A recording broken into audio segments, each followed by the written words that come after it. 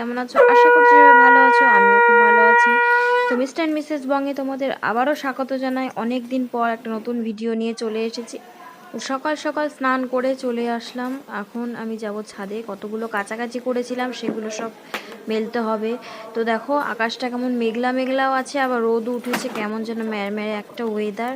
তো সেই জন্য ঝটপট করে সব কটা জামা কাপড় মেলে টেলে তারপরে যাব আবার পুজো দিতে, কারণ আমার শাশুড়ি মা বাড়িতে ছিল না, সে গেছিল বাপের বাড়িতে।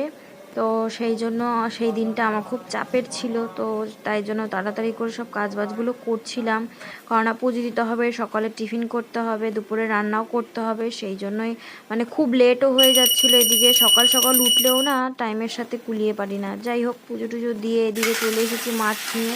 মাছ ধুতে মাছ কেটেই নিয়ে এসেছিলো, যেহেতু আমার বর বাজার থেকে জানে আমি মাছ কাটতে পারি না, সেই জন্য মাছ কেটেই নিয়ে আসে, যখনই আনে মাছ কেটেই আনে। তো পাবদা মাছ এনেছে, আজকে পাবদা মাছের ঝাল করব। তো এদিকে কথা বলতে বলতে আমি ভাতটা বসিয়ে দিয়েছিলাম, ভাতটাও হয়ে গেছে। তো এখানে ভেন্ডি ভাজা করব, ভেন্ডি কেটে নিয়েছি।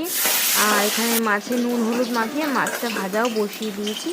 তো এইদিকে দেখো দুই দিকে দুটো গ্যাস আমি জ্বালিয়ে দিয়েছি, কারণ দেরি হয়ে যাচ্ছে, অনেক অনেক বেলা হয়ে গেছে। তো সেই জন্য ঝটাপট করে দুই দিকে, একদিকে ভেন্ডি ভাজা একদিকে মাছ আমি বসিয়ে দিয়েছি।